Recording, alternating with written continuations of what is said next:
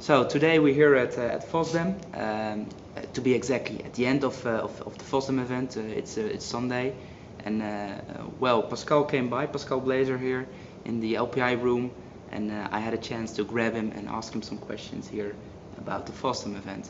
First of all, FOSDEM has been around a long time. Which edition is this? Edition 11. Edition 11. Yeah. So that's very 2011 edition. So you started Right. in 2000. Yes. All right. How many people did visit FOSDEM? Yeah. So as we don't have any retreats because entrance is free and no registration, but our very cautious estimation is about 6,000 people. 6,000 people. For both days. For both days. That's enormously. And how many talks are we talking about? We had 326 talks over 326 1.5 days. Yeah. All right. And not only talks, because I saw some booths as well again this year. Yeah. I don't have the head count on the booth with stands, but I think it's around 40 stands. Yeah. It's gigantic, of course, with that amount of stands and amount of people. What was the funniest thing or horrible thing happening at FOSDEM this year?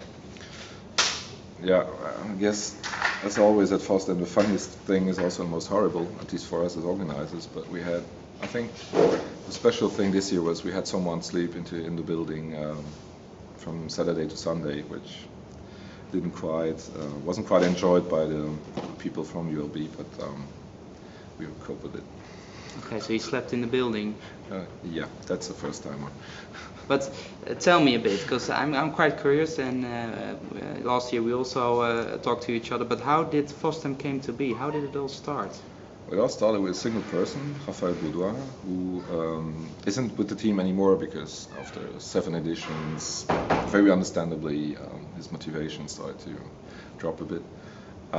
It started back then with a single room, and he just had the crazy idea of inviting many of very well-known project leads at that time, and they all said yes. They were all very enthusiastic about it, and 300 people showed up for first edition, and the team became bigger and bigger and bigger, and with a bigger team we managed to offer more and more activities like the developer rooms and the stands, and grow and grow and grow, and yeah, more and more people every year, so we're trying to cope with it now. All right, so you need a lot of money for that, so you have some sponsors behind you.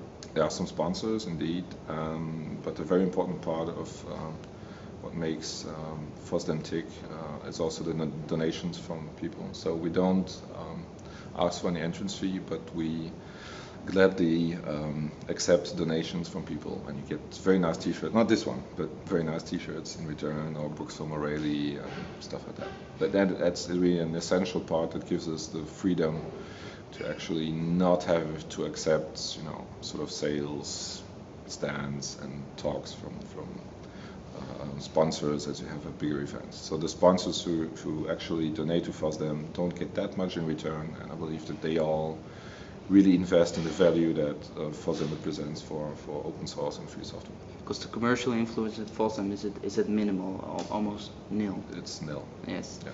That's excellent. Well, tell me a bit about the future, because if I'm not mistaken, you're taking more buildings every year for doing the talks, right?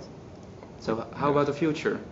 We're trying, and we have to, because we're a bit victims of our own success. So it's getting harder and harder to cope with the amount of people and the amount of projects, and unfortunately every year we can't accept every request for developer rooms and stands. It's sad, but we have to live with that, and we definitely have to grow again next year in terms of surface and number of buildings and rooms, because the amount of people is just unbelievable.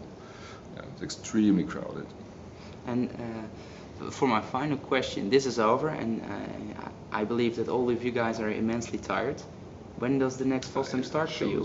Yeah, so we basically start working on it pretty much in September each year. September already. Yeah, we kick it off, and it's not work every single day from September to February, luckily, because we all do it during our free time. So we're all volunteers, and we don't get any financial return from anything we do. So, but the busy phase is say November, December, January, February. All right. And if I would like to help the FOSDEM-organization, what can they do? We several ways, but the most direct way is that we have a core team that consists of pretty much 10 people, where we do most of the stuff behind the scenes before the event. And during the event, we have many people who help us to build up, to handle speakers at the events, lots and lots of stuff, you know, organize network infrastructure, and there are many things we need help with, such as open source projects. And one way to get involved is to actually contact us when we do a call for volunteers and help out, even if it's just for a couple of hours to manage speakers. Every help is more than welcome. More than welcome. Yeah, and of course, if some people want to get really into the nitty-gritty and have a lot of time and energy to invest, we're also interested in people who would actually help carrying the event with time. It takes a lot of investment of your own time, but if someone's interested, okay. You can always poke us, FOSDEM.org, and okay. What's the address they should send it to? FOSDEM.org. We have a contact link on that page, and it's info@FOSDEM.org. Info@FOSDEM.org, right. and the website www.FOSDEM.org. No W's. No W's. Oh, sorry. FOSDEM.org. All right. All right. Well, Pascal, thank you for answering my questions. Thank you for organizing again a wonderful event this year. Thanks for coming. And I hope to see you again next year. Yes. Thank you. So. Cheers.